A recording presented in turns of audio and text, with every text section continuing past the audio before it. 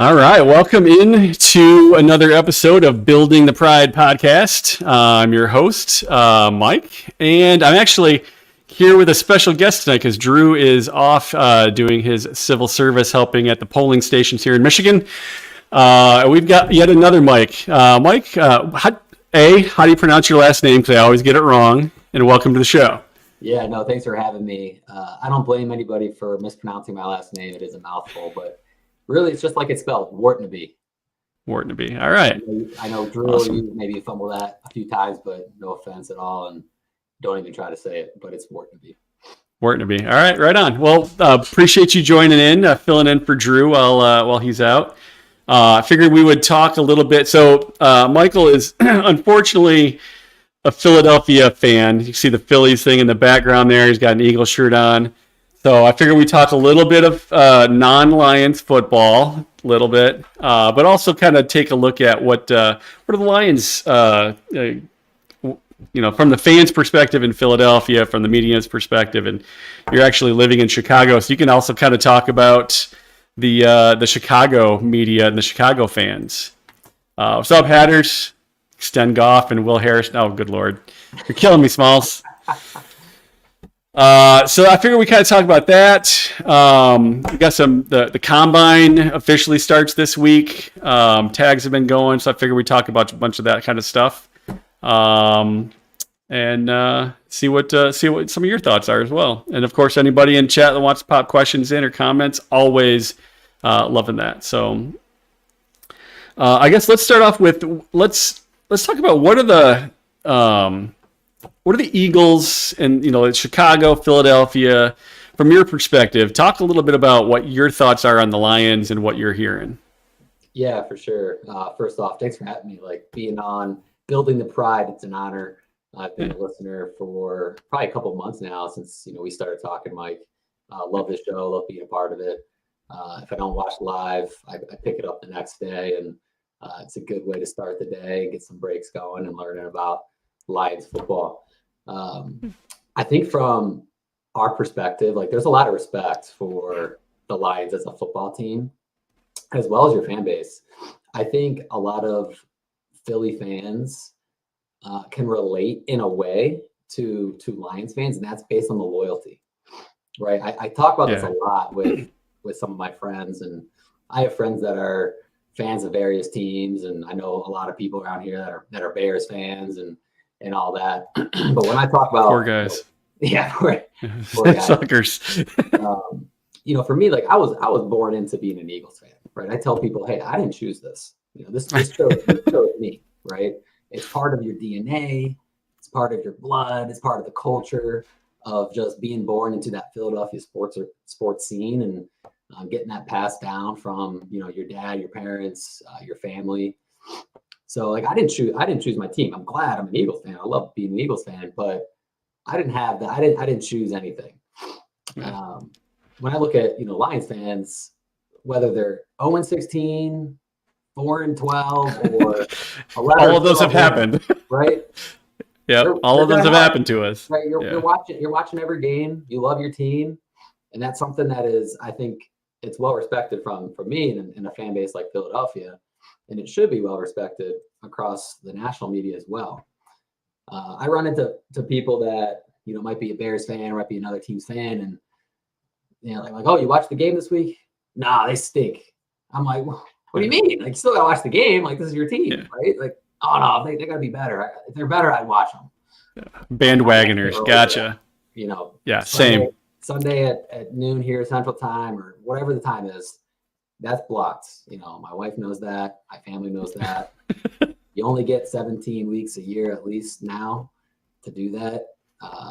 So yeah, I think there's just a lot of respect for the loyalty of the fan base for the Lions, and I even say that from a Detroit fan base for all the sports, right? I think it's a sports town, right? It's not as big as a Chicago or a Philadelphia or New York, but you guys have a historic sports town, and the loyalty runs really deep for all your teams. So I think it's respected from a fan base.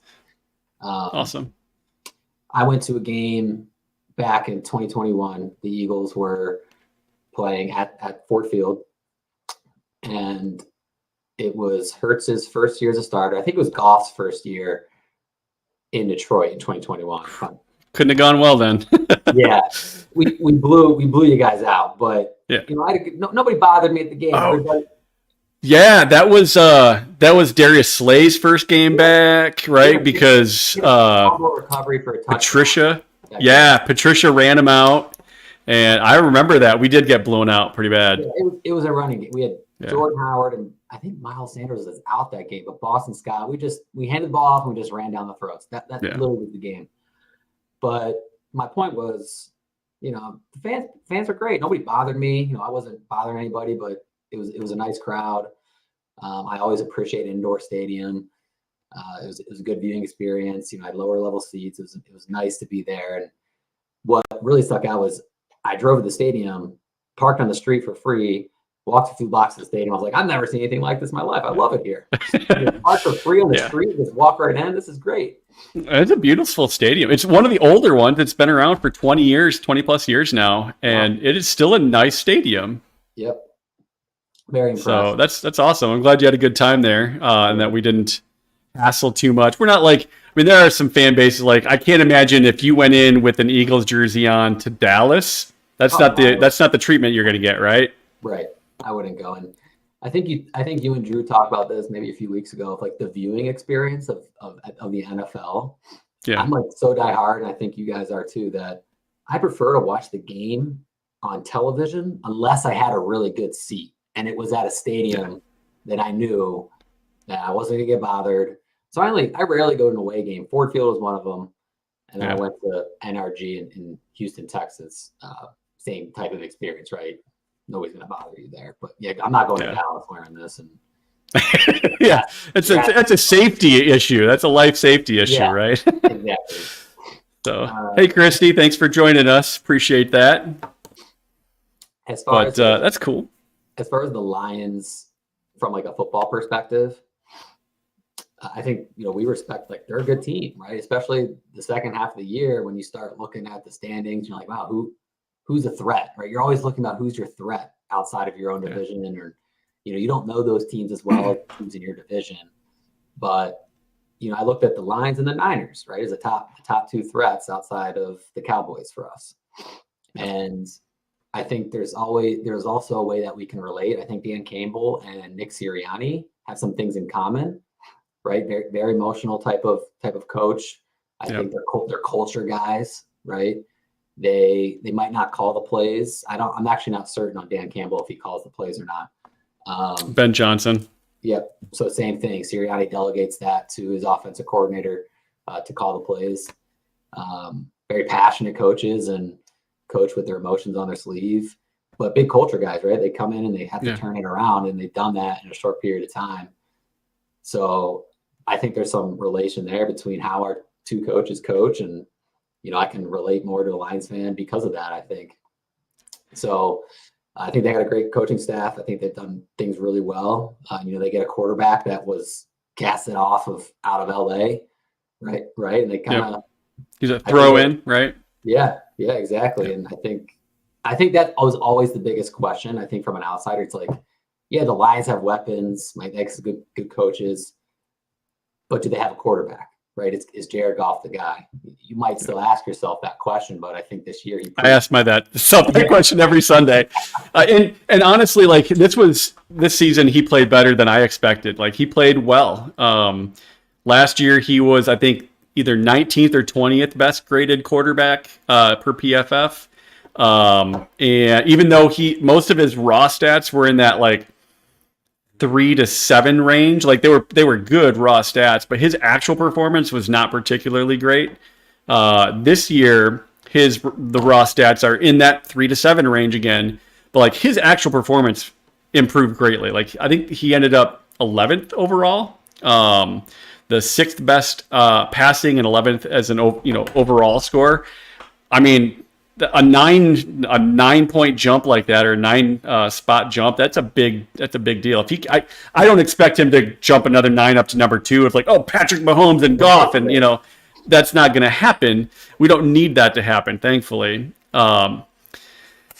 But the question is, can he take us to that next step? And I don't think our loss by any means was Goff's fault, right? I don't even blame it on Campbell. I know people complained about. I'm kind of curious what the Chicago media said about us going for it on fourth down and twice, actually multiple times. The first one we made it, and the last two we didn't. But I thought those were the right moves.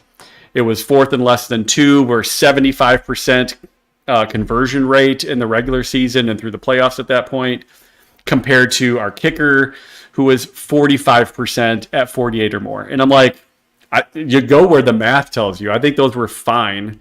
Execution was bad. We had a dropped pass, and then Goff rolled out, got a little flustered, threw a bad pass, but also didn't get any protection from the O-line on that play either. So execution was poor. I'm not sure it was a bad move to go for it. But what was Chicago saying on some of that? Did the coach lose it for him? Yeah, I mean, you hear a lot of that.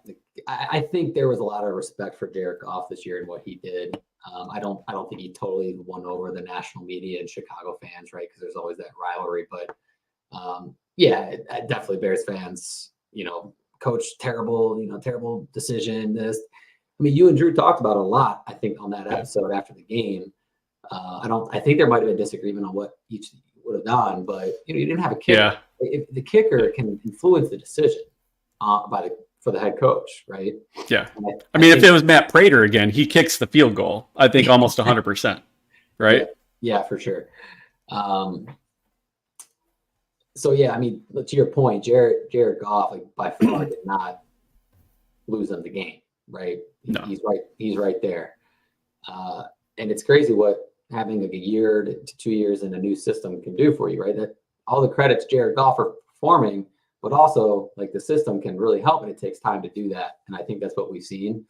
And they're going to be a threat, in our opinion, to the NFC, but also the division. And I think the division is very well.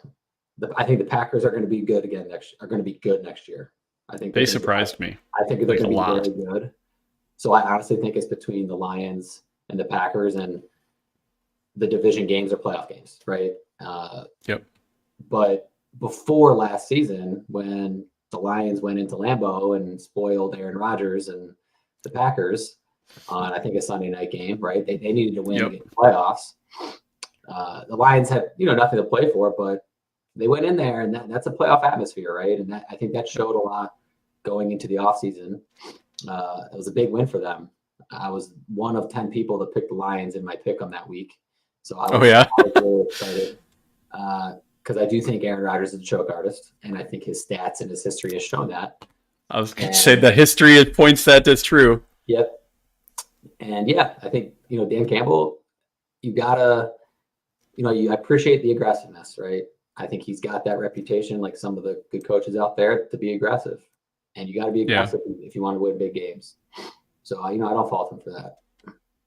Yeah. Let's do this. Let's talk a little bit about kind of news and notes around the NFL. And let's where did my banner go? Oh, right there. Look at that. A lot of things have a lot of little things, nothing major that's kind of popped up over the last week, but the cap has been set officially, $255.4 million per team, which is just mind-blowing to me. And that was actually higher than everybody expected it to be by quite a few $1 million. So that's cool. That helps out the New Orleans Saints a bit because they were so far over, and they're still really far over, but it might actually be manageable now for them. I think they can field a team. I'm not sure how good it's going to be once you start shedding those kind of salaries, but I think they should be able to find 53 players to fit under the cap there. The Lions re-signed kicker Michael Badgley on a 1-year, $1 million deal. And we've been rumored to be valuing a kicker actually pretty highly in the draft. So I've heard as early as the 3rd round. I don't follow college football enough to know, are there stellar kickers out there that are worth 3rd rounders? I'm guessing not, but I've heard that we value it really highly this year, and I think it makes sense, right? Like to your point, in the playoffs, if we had trust in a kicker, if we had a kicker that could do it, they probably make those kicks, and or at least take the kick and hopefully make them, right? And then it becomes a different game. What else? The Vikings believe Cousins wants to return. And they said that trading Justin Jefferson, never crossed their mind, which it should never cross your mind to trade a guy like that. So I'm like, why is that even a statement? I don't know. Was there rumors? Did you hear any rumors about Justin Jefferson being traded? Yeah, and a lot of this, I think, are these writers or Twitter people that, they're looking for clicks. That's my opinion. Yeah. In Philadelphia, there's talk about the AJ Brown. Oh, he's unhappy. He wants to get traded. That was all garbage. It was just somebody putting that out, and it spreads. So if you're thinking about trading Justin Jefferson, you're not in the right. You're on the right role. Yeah, you're out of your mind. Yeah. Raiders also are shutting down Devontae Adams trade speculations. Again, probably to your point, it's probably just. Well, we need to do something to get eyeballs on us, get clicks, get people to read whatever it is that we're writing. I can't imagine them wanting to. I mean, they would have to get a haul. He's the only part of their offense that's worth coming to the game for. Oh, for sure. Couple tight ends got paid. Kittle signed a 5-year, $75 million extension for $15 million a year with the Niners. Wow. And then I just read that Kelsey is apparently agreeing to a 4-year contract extension in that $15 million range. And KC's working on a contract extension for Andy Reid to become the highest paid coach in the NFL, which he's probably the best coach in the NFL right now. Like, I'm not sure how you can say no. He's one of the best of all time. Yeah. So, and coaching staff does not count against the cap. So you can pay him $100 million and it's not going to affect your cap. It'll affect your owner's budget and like what they're willing to spend, but it won't be a cap casualty thing. What else? Have you heard anything else around the NFL there? Nothing major. No, I mean, I think we touched on, or not yet, but I think we're waiting for more franchise tags to potentially come out.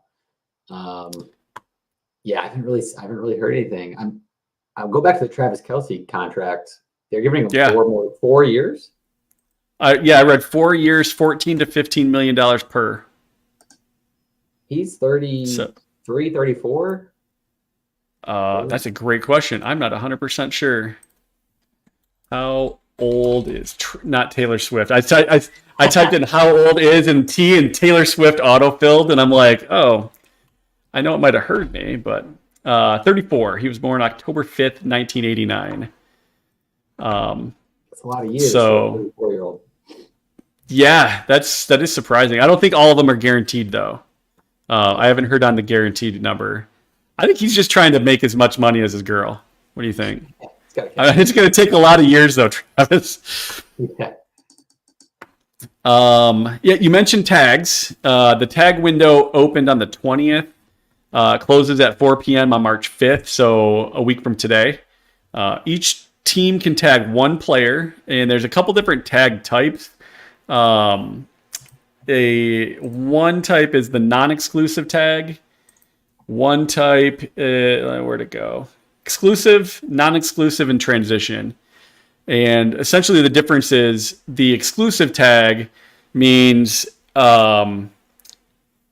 you are the only one that can negotiate with that player, and they get the 1-year deal if they don't negotiate any other deal.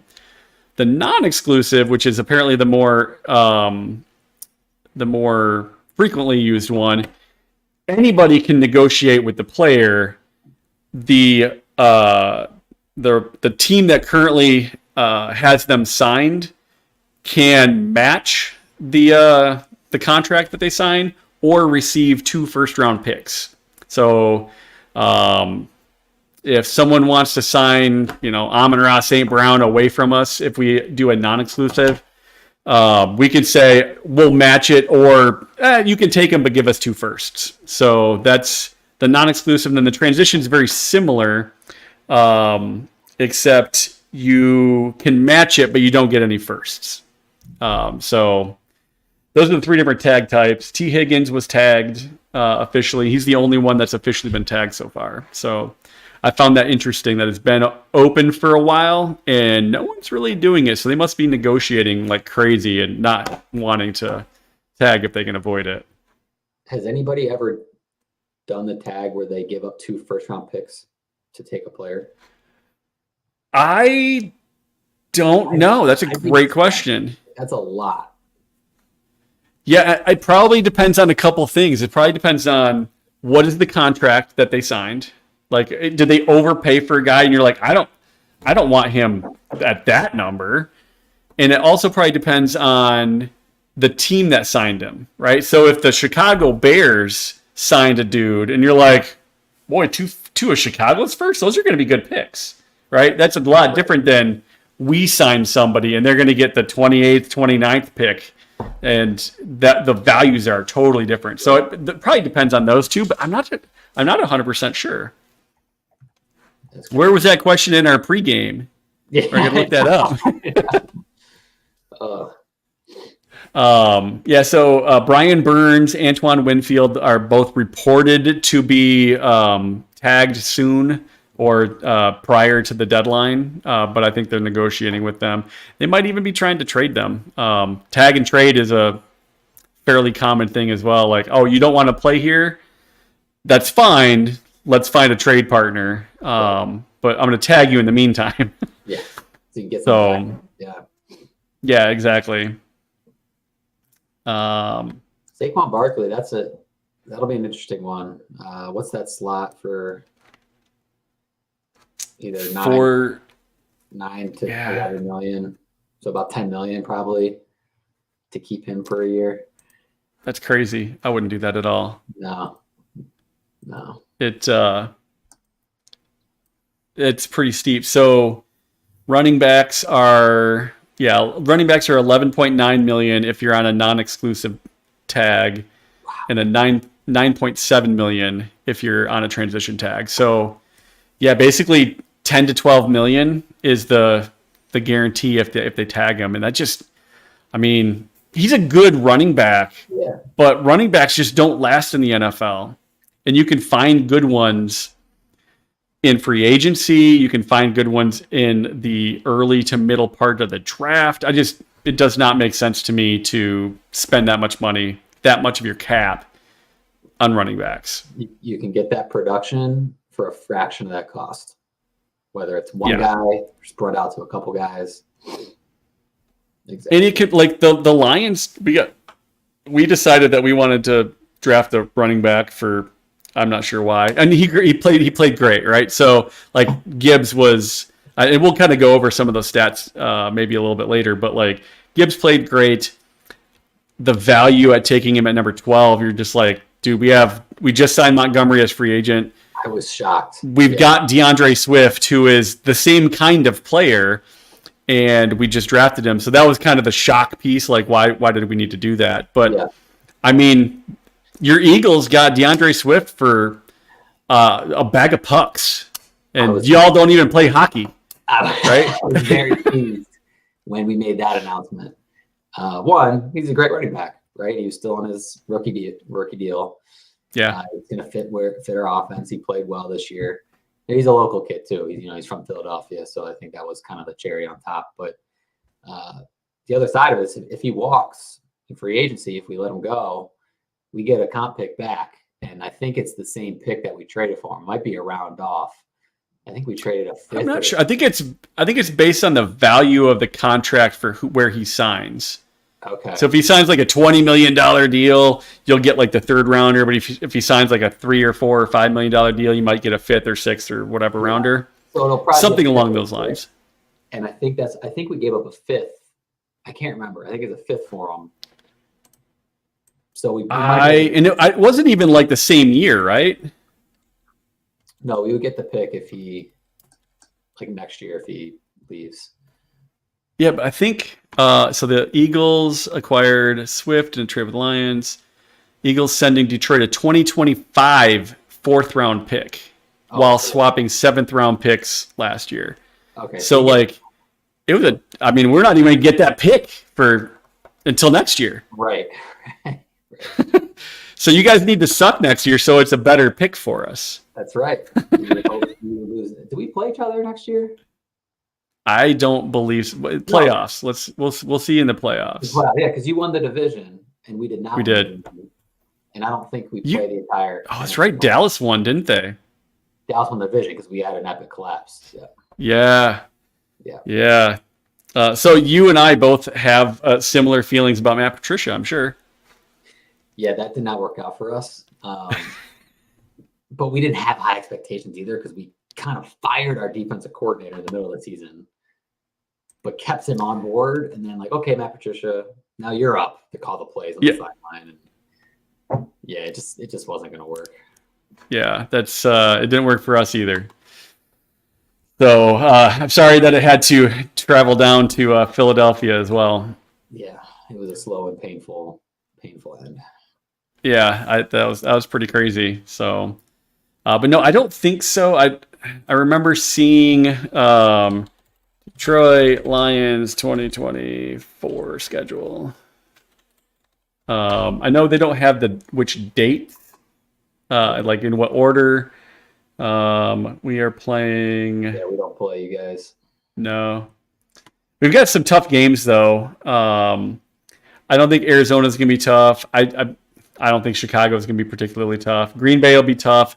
I think Minnesota's gonna be pretty difficult as well. Kirk Cousins. I can't imagine they don't bring him back, right? He's played well for them. Justin Jefferson said he wants to, catch balls thrown from Kirk Cousins, so that's a thing you need to consider. But they're going to be a tough team. We play the Rams at home. We play Seattle at home. Both are going to be challenging. Titans and Jags. Titans maybe not, but Jags will. Green Bay. We're in Houston, and they had a huge jump. Made it to the playoffs after. Yeah, they're good. Jeez. We're playing in San Francisco and in Dallas too. Ugh. You got a tough schedule. You got a really and home against Buffalo. Man, it's going to be. I'm not sure we're going to win 14 games next year like we did this year. Yeah. Although I think it was 12 in the regular season, 14 including playoffs. Maybe we can hit 12. That's a tough ass schedule. That's a very tough schedule. Yeah. You got to sweep the Bears, Yeah, I don't think that's going to be a challenge. You got to sweep the Bears. I say that, but did we beat them? No. Didn't they beat? No, we came back at the very end. Goff had 3 fumbles that game, and we still came back to beat them because they're the Bears. But they played us tough, but I don't think they're that good. It'll be really curious to see what the off seasons look like for both those teams. Yeah, that's the most popular topic around here in Chicago is what they're going to do, right? They're going to they got the 1st and the 9th. They're teed up. I don't know what they're going to do. Every mock draft is saying they're going to draft Caleb Williams, but honestly, I really don't know. I don't know what they're going to do.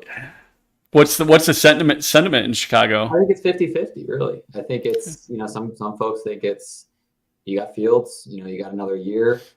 People aren't sold on Caleb Williams. I think it goes back to, are you sold on Caleb Williams? Is he a star, or is he, if you're not sold on him? I think that's what it goes back to. It goes back to him.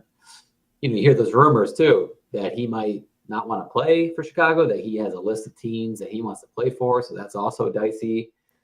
Of drafting a guy 1st overall that doesn't actually want to play for you. Could be like an Eli Manning situation all over again. Although that worked out pretty well for the Chargers because they ended up with. Unfortunately, it worked out well for the Giants. I still can't believe that guy has 2 Super Bowl rings, but he does. So and those are the things that when people talk about you have to have a ring to be considered for the Hall of Fame, and I'm just Dan Marino didn't have a ring, and Eli Manning has 2. Like Flacco's got 1 or 2, but like, come on, no one's putting Flacco in the hall, right? No. Right? Please tell me. Eli Manning, that's crazy if he goes in, but he's got 2 rings. Yeah, to your point. It might be it. Yeah, and as a big Stafford fan, I'm not gonna lie. Like I'm a Stafford fan. To me, he's a clear-cut Hall of Famer, right? Even if he didn't get the ring, everything he did, the stats, the performance that he put up, like I think he was borderline there. But I think with the ring, because that's so important as far as the voters are concerned, I think he's a clear-cut Hall of Famer. What are your thoughts? I guess what are the thoughts around Chicago and Philly on what Stafford is and how he's played? I think he's one of the best quarterbacks, at least I've grown up with. I mean, you line them all up. I'm not looking at his stats right now, but I think he was put up big numbers with Lions. Was always that good quarterback, just didn't have anything around him. And he proved it. He proved it going to a new system and winning a Super Bowl, right? As long as he's healthy. In the first year. As long as he's healthy, he's a top 10 quarterback in the league every year. Yeah. So yeah, I think he's the number 1 quarterback in the NFC right now. Oh wow! What are your QB ranks? let's do that. So I think it's him number 1, and I think Hurts is number 2. And I know that you're like, what, better than Hurts? Yeah, I think he is. I get it. Yeah. Hurts is good. I would put him at number 2. I would probably put Goff at number 3. I would probably put Dak Prescott at 4, maybe 3 instead of Goff. I think they're the same player. I think they're both the same quality player, I should say. And I think they're both a tier down from Hurts and Stafford. And then I'd probably put like Purdy at 5, or I can't think of who else matters in the NFC. Kirk Cousins. Oh, yeah, I'd put Kirk Cousins. I mean, Kirk Cousins, Jared Goff, Dak Prescott are all similar qualities, I think. Yes, Donkey Kong, Super Bowl or bust, baby. Thanks for joining. Where would you put Jordan Love? I think he's after that group. I would have put him much further down until I saw what he did last year. He surprised me. I did not think he was going to play as well as he did. He played really strong, especially at the end. Yeah, I think he's an ascending QB. Like I wouldn't rank him the top 4 or 5 in the NFC, but I think he's ascending. And he can get there. I mean, he was essentially a rookie, right? That was wasn't his rookie year, but that was his rookie year, right, of playing. So he played strong. I was shocked to see how strong, especially at the end. Like the first half of the season, he played okay, like any other rookie, a good rookie, but like any other rookie. And then the last 6 games, he turned it on. Like he played really strong. And he was pretty good in the playoffs too. Yeah, that team. I mean, that's one of the youngest teams in the NFL, I think. Yeah, we're up there or down there, depending on how you want to look at it, on age. The Packers are there. And surprisingly, the Rams have gotten their average age down, even though they've got Aaron Donald, Cooper Kupp, and Matt Stafford, because they had to get rid of so many other aging guys. Yeah. Defense, they did an overhaul in the defense. They had like 23 new players last year, and they're all young because they had such cap problems. And then they find guys like Puka Nacua in the 5th round and Kobe Turner in the 3rd. Maybe he was the 5th rounder too.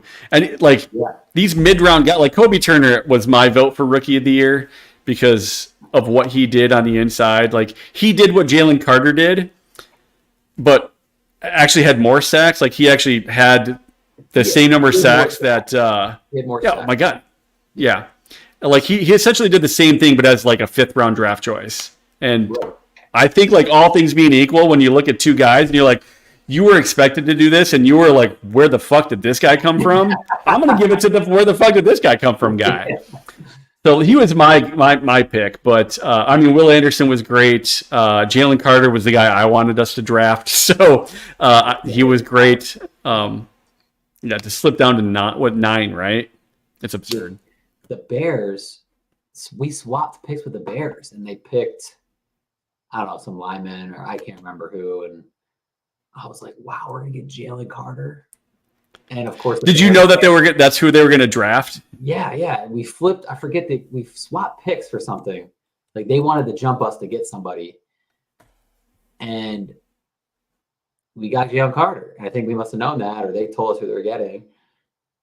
And, the Bears, man, it's like, oh, no, we can't draft a player like that, with his situation. Like, it's too risky. Yeah. I'm like, he's gonna play for somebody. Somebody's gonna draft. He's gonna play. Yeah, I mean, if he's gonna be a stud, why doesn't he just be a stud for us? Yeah, and I'm sure everybody does their homework on these guys. So if he was really, we could have met him at 6. We traded with the Cardinals. We traded back. Cardinals took Paris Johnson Jr., the offensive tackle. Atlanta took Bijan Robinson a couple picks later at 8, and then you guys snagged Carter from us at 9. And the Bears took Darnell Wright, the tackle, which they needed, and he played fairly well. Yeah. And then we took Gibbs, and he played great. I just don't like taking a running back at 12. I don't like. We could have. Back. I mean, it's like the 30th, 31st, 32nd pick. Okay, late first round if it's a star. You can get that production for cheaper and get that production elsewhere. There's more important positions to build around. Let's do this. I showed you this earlier, I think, but let me add to the screen here. Since we're talking about our 12th overall pick, let's look at. Let me add my screen here a little bit bigger. We'll shrink it first, easier, so we can zoom in. So one of the things that we do every year, Mike, is we do a kind of a review of our draft class and how they stacked up against the other people at their position, right? So, and the great part is when we do these, it's almost always good news, right? We found some gems. Sewell has played great. Hutch was, played great. Amon-Ra St. Brown, we got a lot of. Brad Holmes has been just a dynamo on this kind of thing. So these are always fun to do. So we got Gibbs here. So Robinson was taken first round, 6th overall. Gibbs was taken 6 spots later. Devon Achane was a 3rd round, 84th overall pick. And to your point, or I guess both of our points from earlier, he was the number 1 graded PFF graded running back in the NFL. Not just of rookies, but in the NFL with a elite 92.4 grade. That's great. And to think, I mean, not to belabor the point on Gibbs, we could have had him in the 2nd round, the 3rd round. We picked before this, right, in the 3rd round. So these are the reasons why Drew and I are why did we take a running back? You can get them anywhere. Right. And Gibbs is dynamic, but I mean, a chain that was just lights out. Number 1 overall running. He had the number 1 overall run grade at 93.5. Gibbs was 15th overall, which is damn good, right? You're a rookie and you're still in the top half of the league. That's pretty good. At 81.3, which is a really solid grade. And Bijan Robinson, who was taken number 6, was a 75. Not bad. That's a good grade, but he was still the 31st highest graded runner in the NFL. And they took him at 6. That's just a mistake. You just can't take a running back with a 6th overall pick when you have so many other needs. I just think that's a big mistake. They were the best running team the previous year. That is not where they needed help. Exactly. We were a good running team. Yeah. What's that? What's the other running? Algier is the running back. Yeah, I think Algier was there. Yeah. Yep. They did it with. It him. Was. Yeah. I don't know, and we were kind of the same way. We were a pretty solid running team with Jamal Williams and DeAndre Swift. We upgrade Williams to David Montgomery, who played stellar for us. Yeah. And we still had Swift at the time, and then we drafted Gibbs, and y'all got Swift, and he was stellar for you guys. He was Like good. he outplayed Gibbs. Like I love Gibbs, and he did great for us, but he did everything that Gibbs did, but a little bit more. I think he was the third highest, like more yards and stuff, running back in the NFL, wasn't he? Something like that. He was up there, and I think he could have done even more if our system wasn't a little broken. We could have used him. We could have used him more too. Yeah. I think we did some malpractice there. Well, I think he started off splitting time, right? And then your starter got hurt. Great memory. Week 1. Yeah. We have expectations, right? Hey, we think we're gonna split carries with Kenny Gainwell and Swift. Like they really like Gainwell, so like okay, so they're gonna mix these guys in together, and then maybe Swift will start to take over. But like Montgomery and Gibbs, you split time, you split carries with running backs. Yep. Week 1, I think Swift played 1 series. He was healthy, played 1 series. Gainwell was out there the whole game. We're like, what is going on? Gainwell cracked a rib or something, and then Swift took over week 2, and they're like, okay, he needs to get the ball. Yeah, he played super, super well. And then just you and I talked a little bit earlier, but I like PFF quite a bit. And if anybody that's watching this has not watched the episode, I think it's like episode 13-ish. You'll have to go back in the archives there. But we did we had an interview with Dr. Eric Eager, who at the time was PFF's director of R&D. And I was not sold on PFF on the analytics side of things. I was more of a raw stats guy. And because I'm like, it's just somebody's opinion, right? It's like, oh, why do I care what some dude at a company thinks about a guy and their performance? So I asked him a bunch of questions like, well, how do you do this and how do you do that? What happens when the quarterback makes the right throw, but the receiver drops the ball, or the receiver runs the wrong route? How do you know when the routes run wrong? And how do you grade that? And so go back. I'm not going to explain it all, but they do those gradings in a double blind. They have 2 different people, different rooms, grading every single play on a -2 to +2, with 0 being average play that is 100% expected to be made. To -2 and +2 being really good and really bad kind of thing. And then they normalize the data, but it's all it's in the blind. So you don't have to hey, what did you think about that one? Right. So I thought that was really interesting. And then the plays where they don't know, did the receiver run the wrong route, or did the quarterback just make a bad throw or a bad decision? They will grade those as a 0, so it doesn't count against anybody. So I'm like, okay, some of those things make sense. It was a great episode. Check it out for everybody that's watching. But they kind of explain it, and that they sold me. I'm like, okay, this all makes sense. It's done in kind of a scientific way. As much as there's still somebody. There's multiple somebodies, and they're not just some high school dropout. These are former offensive coordinators and players that are doing these evaluations. So they're not just scrubs. And I'm like, okay, this makes sense to me. So I've been on that analytics train ever since, learning how that process actually works. To me, raw stats don't really mean much because there's no context. A good example is there was a dump off pass that Goff did. He felt a little pressure, dumped it off to the tight end. Tight end runs 50 yards, breaks a tackle, scores a touchdown.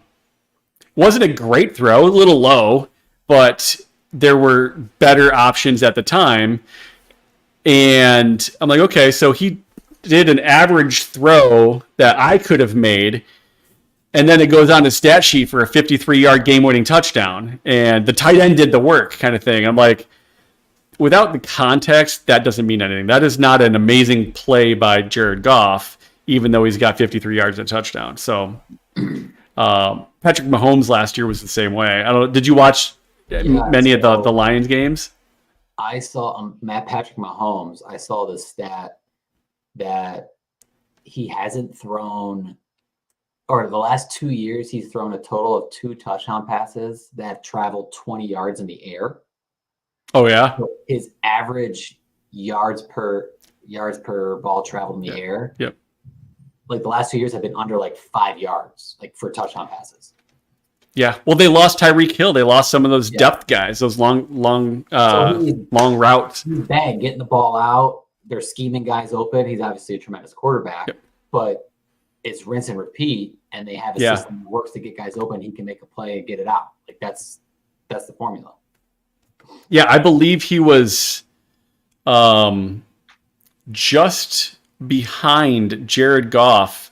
Goff does, like, our scheme is the same way, right? So some of those things, as average depth of target, average air yards, they look like, oh, he can't throw this ball downfield. Like, everybody knows Patrick Mahomes can throw the ball downfield. Right. The scheme, the way the offense is set up, those are the things that are like, okay, well, if you're running a West Coast offense, you're going to throw the ball 3 to 8 yards most of the time, and you're going to scheme it open, and you're going to take 8 yards every throw because you can. And then you just march on the field, score, and you beat people. You don't have to throw 50-yard bombs all the time to do it. So some of those metrics don't really matter. But they're interesting, right? Because Jared Goff, I think, was 31st in the NFL in average depth of target, and Patrick Mahomes was 32nd or something along those lines. Like, they were way down the list. Brock Purdy has to be similar there too. I'll be curious. I've not done the quarterback evaluations yet because I start with the rookies so we can look at our rookie cast, and then I'll do our stars. So I'll do like Hutch and how he compares to other edges, and Amon-Ra St. Brown and Goff. So I'll be curious to see how that looks with a guy like Purdy too. Yeah.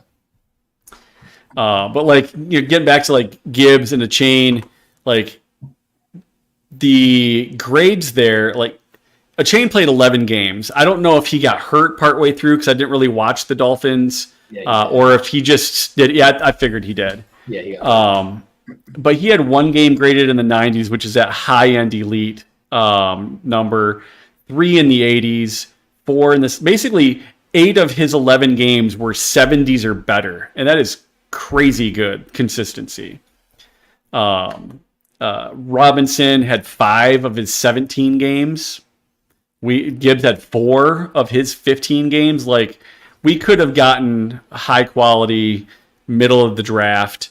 I'm happy with Gibbs. Don't get me wrong. I would have been happier with Jalen Carter at 9 or at 6, and then a chain in the 3rd round. I would have been much happier with that. But like, I think overall Gibbs played pretty well.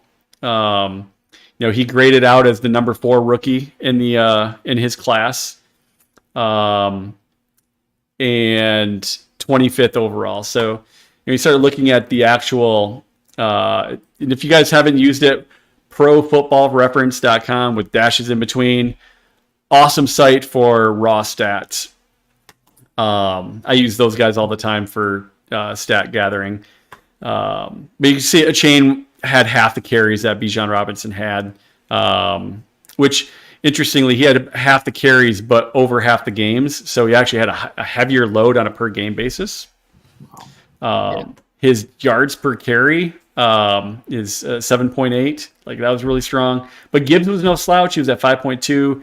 Gibbs was a touchdown machine, though. He had 10 rushing touchdowns. The end zone. Yeah. Yep. On the receiving side, I was a little surprised that one of the things that they talked about with Gibbs is he was going to be that Deebo Samuel, Christian McCaffrey kind of guy, Alvin Kamara, where they're catching passes. He's going to be an offensive weapon. And, I mean, 6.1 yards per reception is not stellar. 1 receiving touchdown. I was just really surprised at the lack of receiving production that Gibbs had in general, but also compared to the other guys in his class. Yeah, I think, as a rookie, that should improve, right? The number of catches. Yeah. I usually see that take a little bit for rookie running backs. It takes a lot for them to learn, even in pass protection situations as well. So 52 catches. He played 15 games. Yep. So about 3.5 catches a game. Yeah, that's not an offensive weapon to me, right? So, right. And that said, though, like, David Montgomery was our number 1. and he played well. So like every time you put Gibbs in there, you're taking out a damn good runner. So it's nice to have that problem where no matter who you put in is going to be a freaking all-star. But at the same time, you can't have both of those guys with 15 touchdowns apiece, right? Right. There's just not enough snaps. Or if that's the case, St. Brown and Jameson Williams and Laporta aren't getting their touches. There's only so many plays that you're going to have each game. So we have to kind of split those up.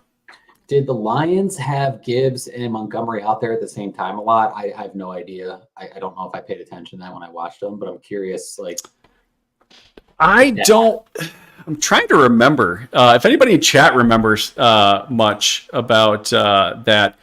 I don't think they did. If they did, I'm assuming Gibbs kind of flanked out to be the short guy, right? The crossing route slot receiver type. But I don't think it was very often. So, I mean, overall, I think for our running back crew, they did great. Gibbs was fine. I'm not sure these numbers warrant the 12th overall pick, but I think he'll be fine for us going forward. And I also think that as the year went on, he got more and more participation in the game. He got more snaps. He didn't get as many early. I'm sure he's still learning the playbook and that kind of stuff. So I expect next year, if he is not a top 2 guy, I'm going to be disappointed. Like, I expect him to overtake Montgomery as our main threat.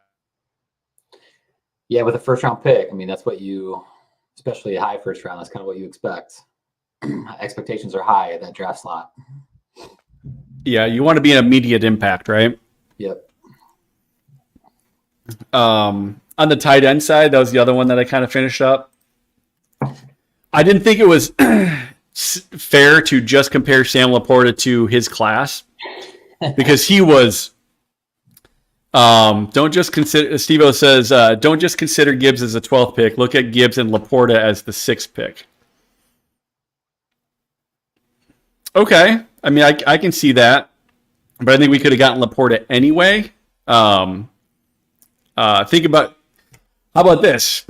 We could have gotten Laporta at the 18th pick instead of the disappointment that was Jack Campbell. So I understand where you're going, Steve-O, but at the same time, we could have gotten him anyway.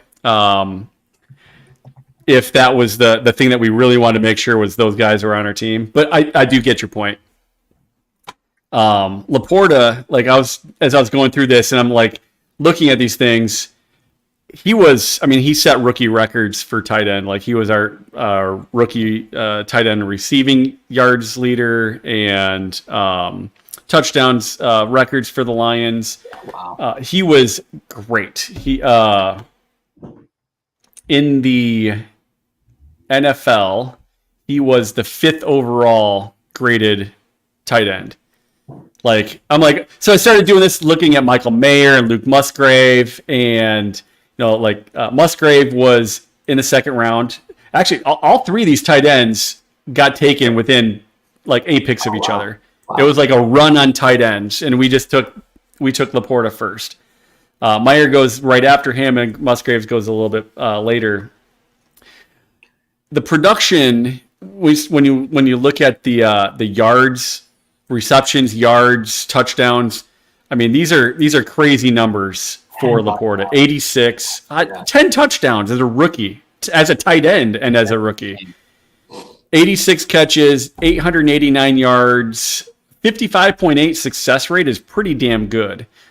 This defined success rate is, for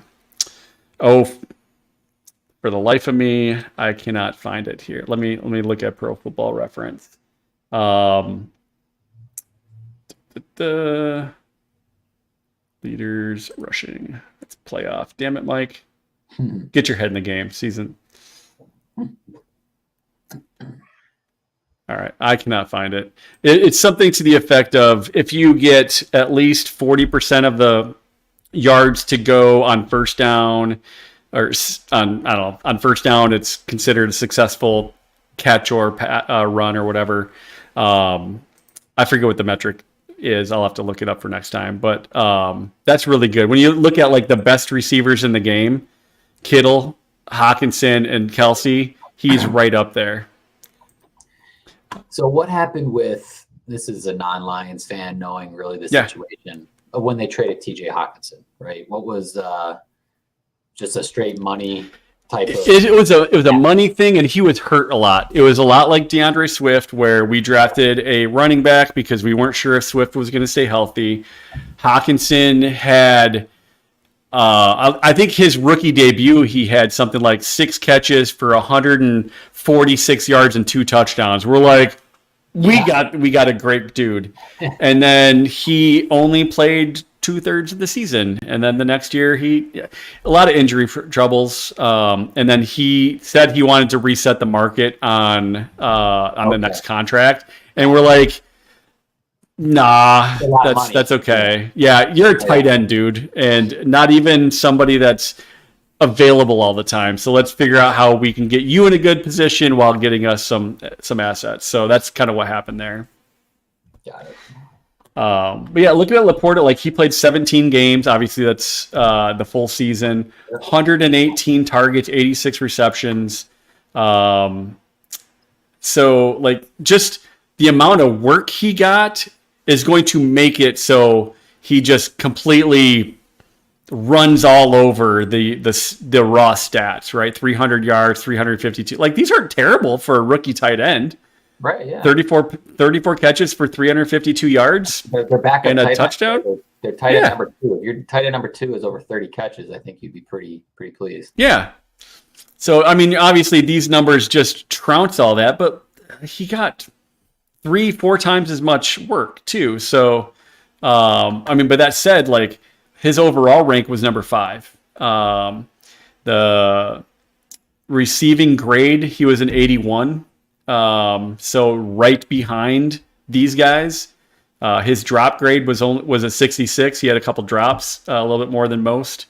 But I mean, Kittle was a 54.9, right? Like Kittle drops the ball, and he was still the number 1 graded tight end, right? So, and then when you like look at the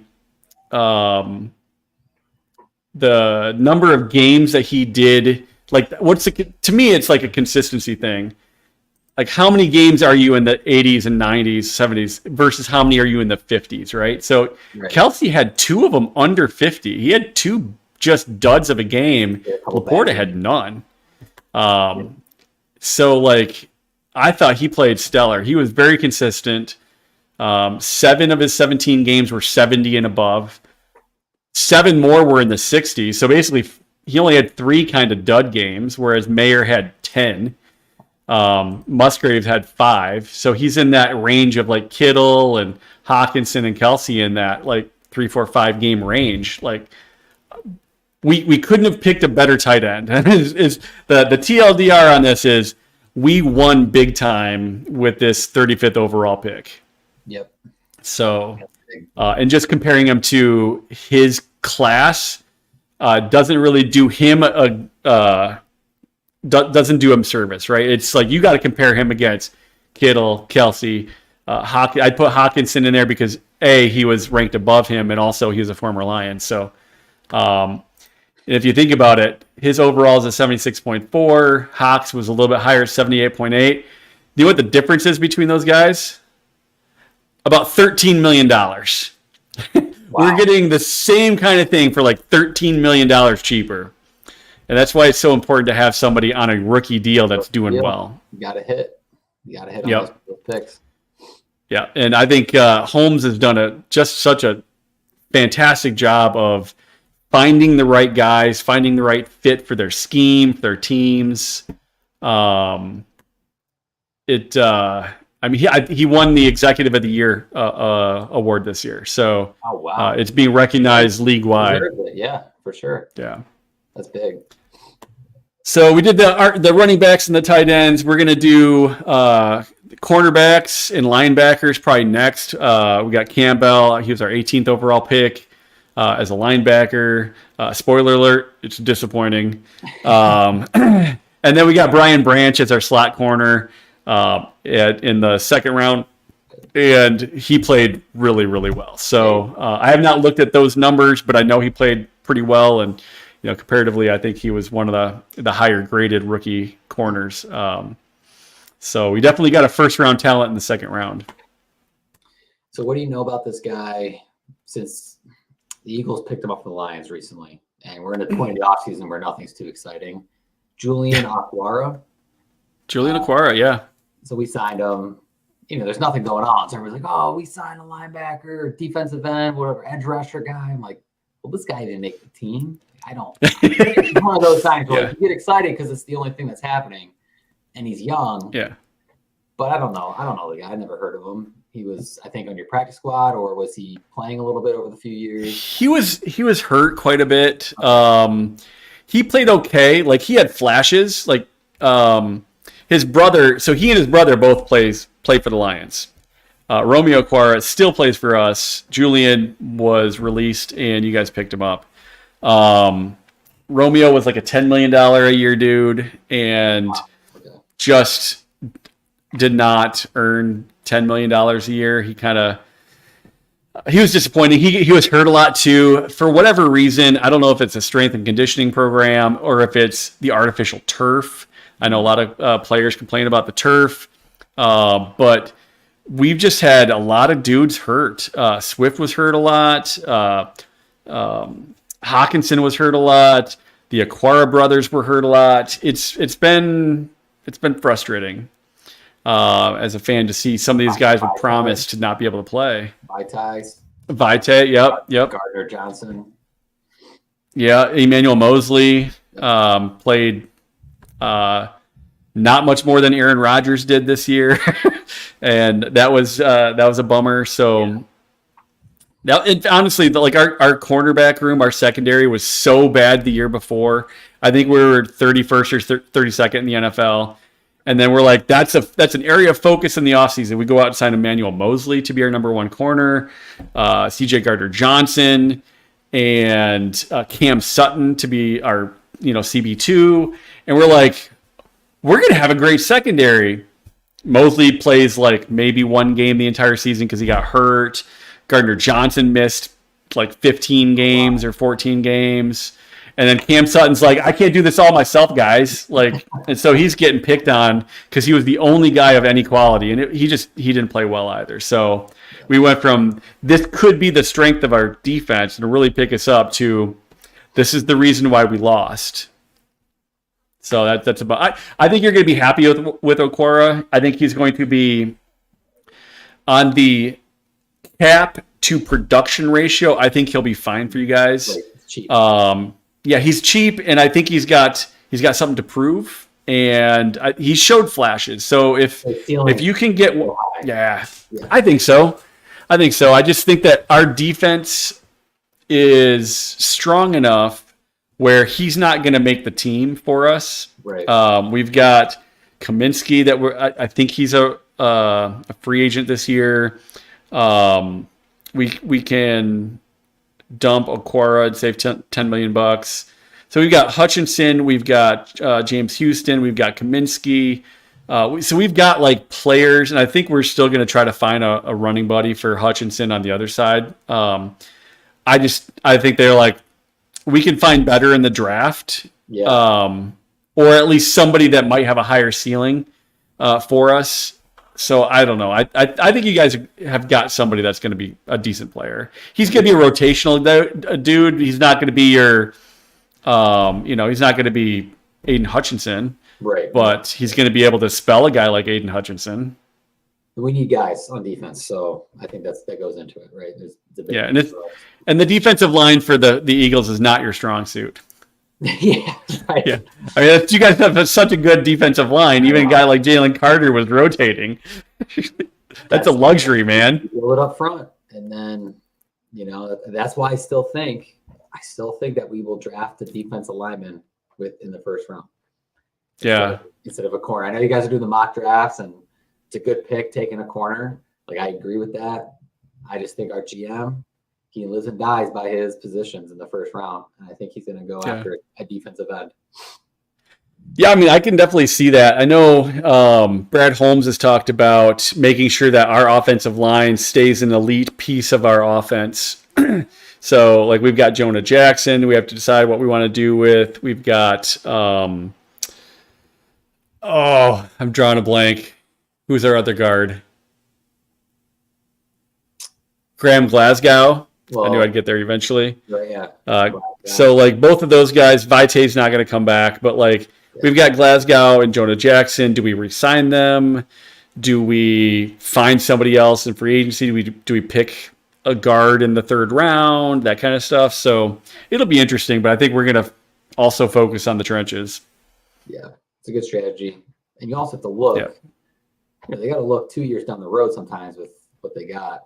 So For cap management purposes, like, all right, whose contracts are ending when? What do we think it's gonna cost to re-sign them in 2 years? And do we want to let them go and just cycle through because guards are a lower position of value when we can get equivalent or nearly equivalent play for super cheap? I mean, those are things that they've got to consider. Yep. So, well, we're over an hour, which is an hour is usually our target. This has been fun. I do want to mention one thing. You mentioned the mock drafts. Yep. So in I don't know, several weeks, I'm not sure when, sometime before the draft, we're going to do another mock draft. We did one last year. There were 4 of us. It was me, my buddy Brian, Drew, and my friend Justin. And we each took 2 divisions, and we kind of researched the depth charts and figure out who they might want to do. This year we're going to go nuts, and we're going to do 8 people. So everybody's going to get one division. Being an Eagles fan, you're going to get the NFC East. That's going to be I'm looking forward to that. That's going to be a blast. That's good. I'm excited. I'm excited to dissect the Cowboys. Maybe I'll sabotage their mock draft for them. They're going to trade Dak Prescott for a 6th rounder. What? I'll just ruin the whole thing. Yeah, I've got another vendor that I work with. They're a big Cardinals fan, so I'm going to give them the AFC West, All right. or the NFC West, Yeah. so they can do the Cards. I'm not sure who will get the NFC North. I feel like it shouldn't be Drew or me. Maybe we'll give it to my son Danny's going to do it. So it's going to be me, you, Drew, Danny, Luke. Justin, I think, is going to be back in it. I think Brian is going to be back in on it. And I think we've got one more guy that we're looking to fill a spot for. So, Christy, Michael, can you tell us what it was like as an Eagles fan in the 22 season against Kansas City in the Super Bowl? Oh, great question, Christy. It was an unreal year. I mean, I feel like you're just like walking on clouds the whole year. But like going to the Super Bowl, you just had this feeling that, and this is how it played out. We played a tremendous game. That one hurts. Like, I honestly think about that game every week. Like, it still hurts. Do you really? Yeah. I laugh because I've never had my team in the Super Bowl, so I don't know how that feels. Yeah, I mean, just that game, like, our offense was almost unstoppable. Jalen Hurts, his second year as a starter, pretty much outplayed Patrick Mahomes. Like, he made big time plays, and we just couldn't stop him, right? And then, I don't blame referees or anything, but like one thing happens here, one thing happens there, and the next thing you know, it's like we just lost. We just put up 30-something points, and we came back and we went for 2. And we got it. Like, we can't lose this game. I think we had the better team. And that's what hurts. Like, I think we were the best team in the NFL that year, but Patrick Mahomes was the best player. Andy Reid was the best coach. Our defense coordinator could not make an adjustment. And I think the biggest X factor in the game that's not talked about enough, I'm not going to blame this because it was both teams had to play on it, but it was the field. It was an absolute catastrophe what the NFL had with a playing surface in the Super Bowl. They were playing on ice. You guys are slipping. And our number one strength, we led the league in sacks that year. Like you just mentioned, our defensive line was the best in the league by far. Like, honestly, we set records. I know there's an extra game, but we set records. We were supposed to get to the quarterback and put pressure on Mahomes, and we couldn't do it because everybody was slipping out of their stance. So that was disappointing. You had a pretty strong run team too, didn't you? Like your run game was pretty strong. We ran the ball. Miles Sanders averaged like 5 yards to carry that year, right? Yeah. Hurts was. You just can't make cuts in that environment. Cuts. So honestly, between me, my family, my friends, like that game is one I can't get over. I can get over the Phillies. We lost the Astros in the World Series. That team was a better team than us, right? They beat us. Yeah. We lost to the Patriots in 2004, Brady's second ring, I think. We were a good team. They were a better team than beat us, right? They were a little better team. Yeah. Your next question, how different was it watching the last Super Bowl with KC against the Niners? Yeah, this might not be a popular response. I really appreciate Andy Reid. Like I'm a big Andy Reid fan. Same. I like Andy Reid. People think that there's bad feelings between Philadelphia and Andy Reid. It's quite the opposite. There wasn't anything bad when he left. It was a mutual decision. He was there for like a decade or more, I think 12 seasons. It was a good parting of ways when he left Philadelphia. So there's no bad blood between Andy Reid. We actually love Andy Reid. We love Andy Reid. Yeah. So come on back. Although you got a good coach. Man, so. we'll take you right back. Yeah. The Niners, I don't think the Niners deserve to be in the Super Bowl. I think they should have lost to both the teams they played before the Super Bowl. I agree. They didn't beat either of those teams. Those teams lost. Yeah. I was rooting for Andy Reid. I was rooting for – there's something about greatness too. Like, obviously you don't want to say it against your own team, but Patrick Mahomes, man, he might set some records here. Like we might not see this ever again. And if he wins another one, like I hope he doesn't. I hope it's one of our teams, right? But that would be insane. So there's something about the Niners and some of the guys on the team I wasn't really keen on, and how they act in the media and stuff like that. And they got their nickname 40 Winers for a reason. Yeah. And I think it starts with the coach and the head down. It trickles down to the players. But ultimately, I just didn't think they should be in the game. Yeah.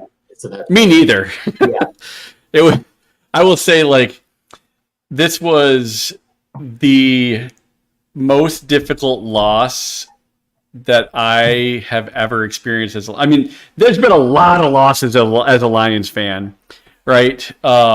We've had some playoff losses that, like, against New Orleans, Stafford threw for like 380 yards and 4 touchdowns, and we lost 42-28. Our defense was horrendous. Right. The second hardest loss to me behind this one was the Dallas playoff game, where we had them. There was pretty clear pass interference on Brandon Pettigrew. They throw the flag. It's third and long. They throw the flag, and they got together like, no, it was fine. There's no interference. So they pick up the flag, and now we have to punt. And it was clear. Like, you could see, like, go back and watch the clips of that game. Dallas pass interference, playoffs, Lions, whatever you want to search for, it'll pop up. Super clear. Not quite the Rams versus New Orleans Saints, where the guy like literally tackled him before the ball was even remotely. It wasn't quite that bad, but it was close. And they pick up the flag. We punt the ball away. The punt netted like 22 yards and went off the side of his foot. And then our defense, which was number 2 in the NFL that year, let them march right down the field and score. And we were that close to winning a first playoff game since 1991. And that was heartbreaking. That's heartbreaking, yeah. This game, I thought we were going to win. I thought that they got lucky to get by Green Bay. I thought Green Bay lost the game more than the Niners won it. And I thought that we were going to do it. And it was so much a tale of two halves. At halftime, no shit, Mike, I was looking up prices to fly to Vegas and trying to justify how, I've got money in this retirement account, and $10,000 for a ticket is a lot, but this could be an only time this happens in my lifetime thing. Like, do I really want to pass up this opportunity? And I was legitimately looking at spending $2,500 for a flight out there and $10,000 for the cheapest ticket on Ticketmaster to do this at halftime. And my wife is like, not super, thrilled with the idea. But I did warn her previously, if the Lions ever get to the Super Bowl, I don't care if I have to sell our furniture and sit on the floor for 2 years. Like, I'm going to the game. And I reminded her of this going into it. Then I told her the prices of the tickets, and she's like, "We're going to Europe this summer. That's still a thing, no matter what happens here." So, but yeah, I was looking, I was justifying it in my head, and then all of a sudden the second half happened, and I'm just like, I can't believe this. In fact, I went from "I can't believe this is happening. I can't believe this is happening" to "I can't believe this is happening."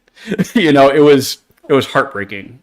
I can imagine. It was really tough. I can't imagine what you were feeling during that, but when that ball, it was. Jesus. And how you caught it, it was like something bad is happening. Something bad is happening to the Lions. As much as people blame the 2 4th downs, that play right there had more of effect on the game than any other play in the entire game.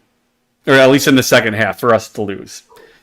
That went from a should have been intercepted to, at the very least, it should have been like an incompletion to, oh my God, they're on the 1 yard line and they're going to punch it in for a fucking score. And you're just like, this is the football gods hate us. So it was really unfortunately all you scripters out there, you literally cannot script that. You could try that same throw 1,000 more times and it will not happen again. So it was tough. I'm a huge Red Wings fan, as you can kind of see behind me, all the Red Wings gear. 2009, we were in the Stanley Cup playoffs against Pittsburgh. Mm-hmm. We won in 2008. This was going to be back-to-back. And we were up. We were able to clinch it in Game 6, and then we couldn't get there. And then Game 7, fucking Max Talbot. Nobody's ever heard of him. You're gonna say that name, and like, who's that? I'm like, yeah, nobody else knows either. But he scored 2 goals on us, and we lose in Game 7. I was in Philadelphia then. We took the kids on a road trip. I'm wearing my jersey in the hotel room, and the entire trip back, all the road signs for construction. Way to go, Pens! I'm like, you sons of, oh my God. The state of Pennsylvania did not endear themselves to me. Nobody in Philly is wearing Penguin stuff. I promise you that. But yeah, you get through the mountains, then you'll get Penguins gear. Yeah, I think it was just, that was heartbreaking too, because we were up 3-2, and then we lost back-to-backers, and that's tough. Yeah. Christy says she remembers '98 when the Wings won the Cup. I do too. That was a great year. That was back-to-back. We won in '97 and '98. '97.